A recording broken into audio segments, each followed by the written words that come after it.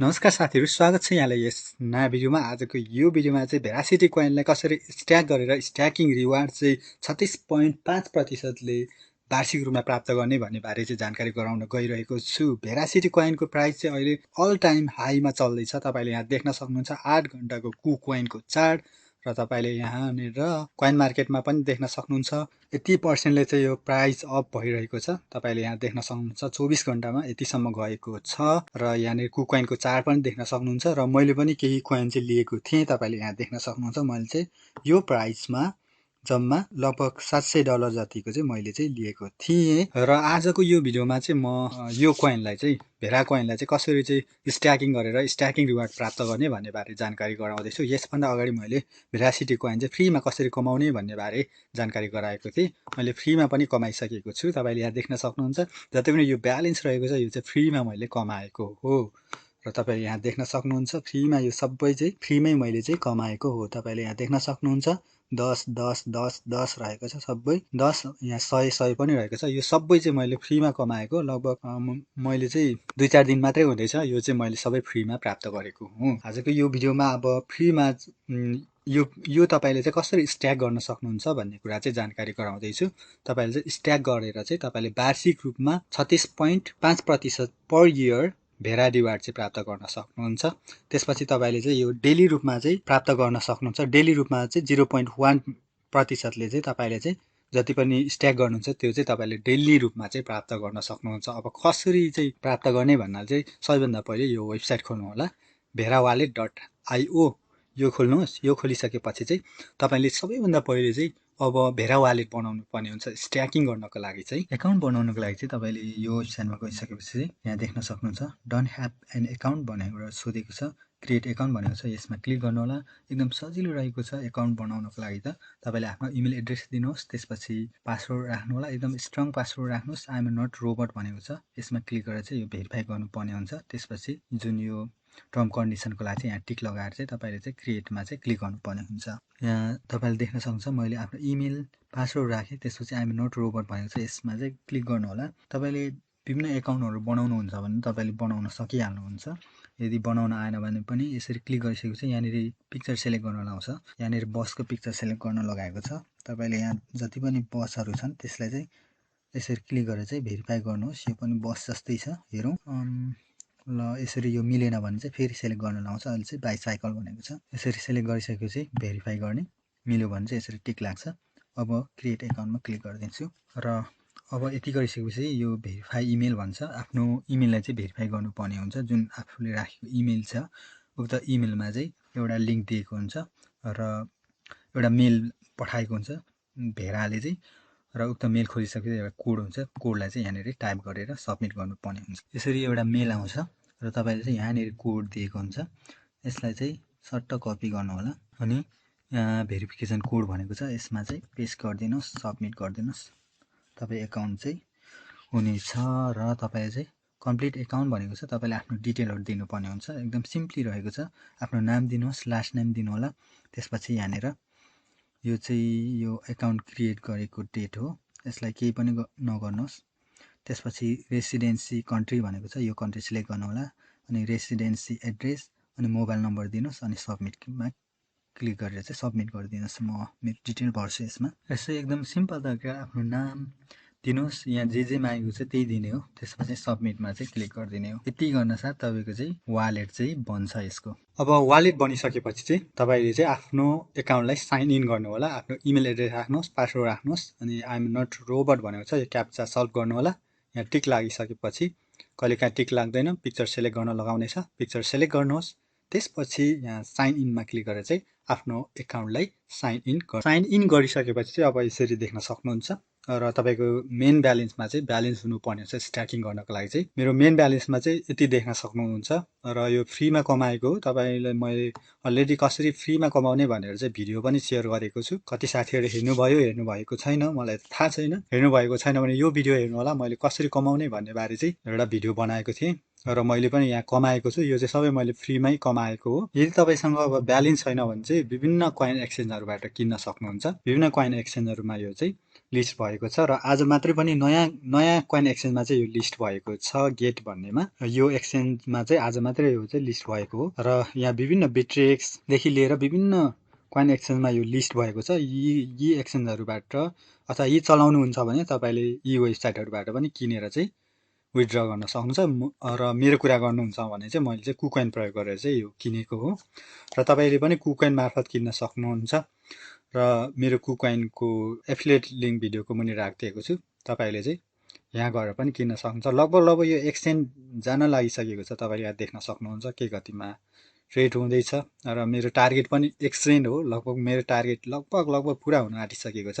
र तपाईँको अर्को कुरा चाहिँ तपाईँले ब्याङ्क ट्रान्सफरबाट पनि किन्न सक्नुहुन्छ, तर नेपालबाट त सम्भव छैन। नेपाल बाहिर हुनुहुन्छ भने चाहिँ तपाईँले यहाँ क्लिक गरेर पनि हेर्न सक्नुहुन्छ, अप्सनहरू छ।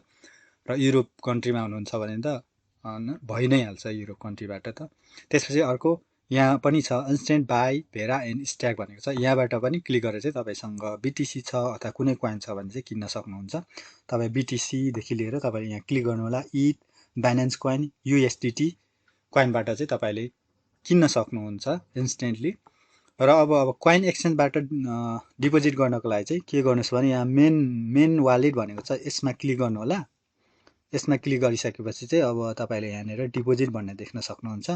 डिपोजिट भन्ने अप्सनदेखि यहाँ चाहिँ तपाईँले यहाँ कुकोइन, त्यसपछि क्रिप्टो ट्रान्सफर भनेको छ, क्रिप्टो ट्रान्सफरमा क्लिक गर्नुहोस्। सो एड्रेसमा क्लिक गर्नु होला अनि जुन यो एड्रेस देखाउँछ तपाईँको, यो त मेरो भयो।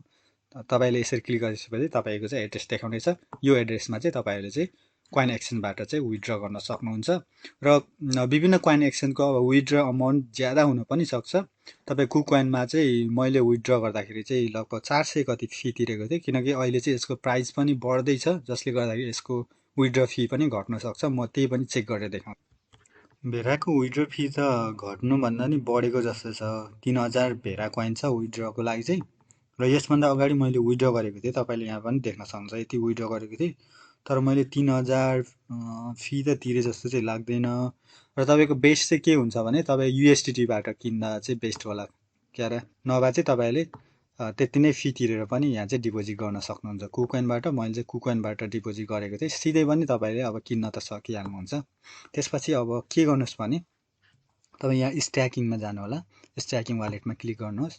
स्ट्याकिङ वालेटमा क्लिक गरिसकेपछि चाहिँ अब तपाईँको चाहिँ अब मैले यो स्ट्याक गरेको छु, मार्च 7 मा स्ट्याक गरेको यति कोइन चाहिँ। त्यसपछि यहाँ स्ट्याकमा क्लिक गर्नुहोस्। स्ट्याकमा क्लिक गरिसकेपछि अब कति एमाउन्टमा चाहिँ स्ट्याक गर्न चाहनुहुन्छ त तपाईँले यहाँनिर टाइप गर्न सक्नुहुन्छ। स्ट्याक गर्नको चाहिँ कम्तीमा पनि तपाईँले चाहिँ 1 लाखवटा कोइन चाहिँ स्ट्याक गर्नुपर्ने हुन्छ। यहाँनिर 1 लाख टाइप गर्नुहोस् वा 1 लाखभन्दा बढी तपाईँले चाहिँ स्ट्याक गर्नु, 1 लाखभन्दा कम चाहिँ स्ट्याक गर्नु मिल्दैन। त्यसपछि कन्टिन्यूमा चाहिँ क्लिक गर्नुभयो भने चाहिँ तपाईँले कन्फर्म गर्न लाउँछ। कन्फर्म गरिसकेपछि तपाईँको चाहिँ यसरी जुन मेन ब्यालेन्समा भएको ब्यालेन्स चाहिँ स्ट्याकिङमा जानेछ र स्ट्याकिङ वालेटमा आउनेछ। स्ट्याकिङ वालेटमा आइसकेपछि तपाईँको चाहिँ स्ट्याक हुनेछ र तपाईँले चाहिँ बोनस प्राप्त गर्न सक्नुहुन्छ। डेली रूपमा चाहिँ 0.1 र वार्षिक रूपमा चाहिँ तपाईँले चाहिँ तपाईँले यहाँ देख्न सक्नुहुन्छ, वार्षिक रूपमा यति पाउन सक्नुहुन्छ। 36.5% चाहिँ रिवार्ड प्राप्त गर्न सक्नुहुन्छ। र यो कम्पाउन्डिङ चाहिँ हुँदैन, कम्पाउन्डिङ रिवार्ड चाहिँ मिल्दैन तपाईँको। मैले चाहिँ यति रिवार्ड प्राप्त गरेछु। अनि त्यसपछि जुन यो चाहिँ तपाईँले अर्को राम्रो कुरा चाहिँ तपाईँले जुन टाइममा तपाईँले चाहिँ अनस्ट्याक गर्न सक्नुहुन्छ। यसमा चाहिँ स्ट्याक गरिराख्नु भएको छ, तपाईँले आफ्नो अब टार्गेट हुन्छ, कति टार्गेट पुगेपछि सेल गर्ने विचार छ। तपाईँको आफ्नो टार्गेट पुगिसकेपछि तपाईँले अनस्ट्याक गरेर सबै चाहिँ तपाईँले एक्सचेन्जमा लगेर तपाईँले यसलाई सेल गर्न पनि सक्नुहुन्छ। मेरो पनि केही टार्गेट भनेको 0.01 हो।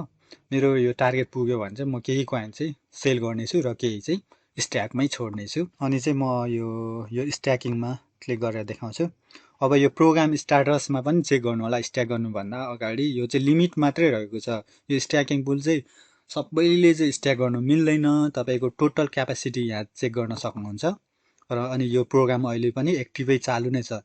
र केही दिन अगाडि त यो फुल भएको थियो। यो फुल भयो भने चाहिँ तपाईँले स्ट्याक गर्न सक्नुहुन्न, तर अहिले चाहिँ स्ट्याक गर्न सक्नुहुन्छ। 1, 10, 100,000 अघि नै धेरै थियो, अहिले धेरै मान्छेले यहाँ स्ट्याक गरिसकेको छ। यसको मतलब यसको मूल्य अझै पनि बढ्ने देखिन्छ, किनकि मान्छेले स्ट्याक गरिरहेको छन्। अघि नै चाहिँ लगभग धेरै चाहिँ यहाँनिर चाहिँ स्पेस थियो, क्यापेसिटी धेरै एभाइलेबल थियो। यसको मतलब चाहिँ अब धेरै पहिले जुन लो अल टाइम लोमा किन्नेहरूले पनि यहाँ स्ट्याक गरिराखेका छन्। उनीहरू चाहिँ अहिले चाहिँ यसको मूल्य अल टाइम हाईमा चलिरहेको छ, जसले गर्दाखेरि उनीहरू निक्लिन सक्छन् अथवा सबै कोइन बेच्न पनि सक्छन्। तर पनि यो सर्कल चलिरहेको छ, चलि नै रहेछ, जसले गर्दाखेरि अहिले यसको क्यापेसिटी यति रहेको छ। तर कहिले यो बढ्छ, कहिले घट्छ होइन, कहिले त फुलै पनि हुन्छ। केही दिनदेखि मैले चेक गर्दैछु, फुलै पनि हुन्छ। अनि स्ट्याकिङ टर्महरू चाहिँ तपाईँले यहाँ देख्न सक्नुहुन्छ। मिनिमम अमाउन्ट चाहिँ पर स्ट्याक चाहिँ यति तपाईँले स्ट्याक गर्नुपर्ने हुन्छ मिनिमममा। त्यसरी म्याक्स अमाउन्ट चाहिँ पर युजर एकजनाले चाहिँ यति मात्रै स्ट्याक गर्न सक्नुहुन्छ। तर योभन्दा बढी स्ट्याक गर्न चाहन्छ भने तपाईँले अर्को एकाउन्ट चाहिँ बनाउन सक्नुहुन्छ। त्यसपछि लक पिरियड छ। लक इन पिरियड चाहिँ तपाईँको नन छ, जतिखेर पनि तपाईँले अनस्ट्याक गरेर यदि तपाईँले चाहिँ होइन अब करेक्सन हुन्छ अथवा मार्केट डाउन हुन्छ, म चाहिँ आफ्नो प्रफिट लिन्छु भन्न चाहनुहुन्छ भने अनस्ट्याक गरेर तपाईँले कोइन एक्सचेन्जमा गएर सेल आउट गर्न सक्नुहुन्छ। र मिनिमम स्ट्याकिङ पिरियड चाहिँ 24 आवर छ। तपाईँको 24 आवरमा चाहिँ यो 0.1% पर डे चाहिँ प्राप्त गर्न सक्नुहुन्छ regarding daily at 0.1% per day. अनि unstaking any time when in staking. Lockout period भने लकआउट पिरियड चाहिँ यतिमा हुनेछ। अनि डेली यति हो। तपाईँले अब वार्षिक रूपमा चाहिँ यति प्राप्त गर्न सक्नुहुन्छ। एकदमै राम्रो तपाईँले चाहिँ प्रफिट लिन सक्नुहुन्छ। जति सक्दो छिटो गर्नु होला। यसको प्राइस बढेको बढी छ। र यहाँ देख्न सक्नुहुन्छ कुकोइनमा अहिले चाहिँ अलिकति घटेको छ। तपाईँको 0.009 लगभग 9.5सम्म पुगेर चाहिँ अहिले घटेको छ। यसमा चाहिँ केही आत्तिनुपर्छ जस्तो लाग्दैन। यो लगभग 1 सेन्टसम्म त मेरो पुग्छ भन्ने चाहिँ मेरो चाहिँ टार्गेट हो। र यसरी चाहिँ तपाईँले यसलाई स्ट्याक गर्न सक्नुहुन्छ। र आजको यो भिडियो पनि यति नै। यस भिडियोसँग सम्बन्धित तपाईँको कुनै प्रश्नहरू छन्, जिज्ञासाहरू छन् भने भिडियोको मुनि कमेन्ट गर्नुहोला। आगामी दिनहरूमा पनि यस्तै खालका नयाँ जानकारी लिएर आउनेछु। मेरो यो च्यानललाई सब्सक्राइब गरेर सपोर्ट गर्नुहोस् यो च्यानललाई। र भिडियोलाई लाइक सेयर त गर्नुहोला अवश्य पनि। र मेरो लाइब्रेरी अथवा ओडिसी च्यानलबाट हेर्दै हुनुहुन्छ भने चाहिँ मेरो च्यानललाई फलो गरिदिएर सपोर्ट गर्नुहोस्। र भिडियोलाई रिपोस्ट पनि गरेर सपोर्ट गर्नुहोला भन्दै यो भिडियोबाट म छुटिन्छु। नमस्कार।